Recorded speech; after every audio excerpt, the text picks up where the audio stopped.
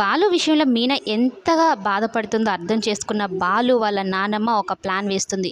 వీళ్ళకి మునక్కాయలు బాగా తగిలించాల్సిందే ఇద్దరికి అన్నట్టు మునక్కాయలతోనే కూరలు, మునక్కాయ వేపుడు, మునక్కాయ పచ్చడి, మునక్కాయ చారు, మునక్కాయ పులుసు అన్నట్టు చేసి బాలుతో మీనాతో మొత్తం తినిపించేస్తుంది. మామూలుగా ఏంటి బాలుకి మునక్కాయ అంటే నచ్చదట.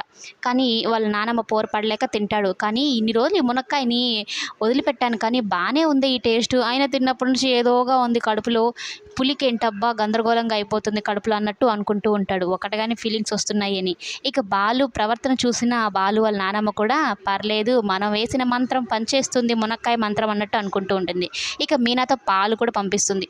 ఇక మీనా ఏమో పాలు తాగమని అమ్మమ్మ చెప్పారు అంటే నీకు తెలుసు కదా నేను పాలు తాగనని అంటే ఏమో తాగకపోతే నాకు చెప్పమని చెప్పారు అన్నట్టు చెప్తుందనమాట. ఇక పాలు తాగినప్పటి నుంచి బాలుగారిలో వీణలు మోగుతూ ఉంటాయి. అదొక రకమైన ప్రవర్తన అనమాట బాలుది. అర్థం కానిది ఏంటి నాకు లోపల లోపలనే ఏదో జరిగిపోతుంది అని. ఇక మీనాను చూస్తే అస్సలు ఆగలేకపోతూ ఉంటాడు. మీనా ఏమో సైడ్కి తిరిగి పడుకో ఉంటే మీనా నడుమును చూసి తాకాలి అన్నంతగా అనుకుంటాడు. కానీ తాకడానికి భయపడుతూ ఉంటాడు. ఇక మొత్తానికి ధైర్యం చేసి బాలు మీనా దగ్గరకైతే వెళ్ళిపోతాడు పాక్కుంటూ. మీనా మీనా అంటూ లేపుతూ ఉంటాడు. మీనా చెయ్యి పట్టుకోగానే మీనా ఒక్కసారిగా ఉలిక్కిపడి లేచి ఏం కావాలి అని అయితే అనడంతో ఏం కావాలంటే ఏం చెప్తాం, ఏమీ చెప్పలేం కదా, అర్థం చేసుకోవాలి కదా అన్నట్టు మాట్లాడుతూ చూస్తూ ఉంటాడు.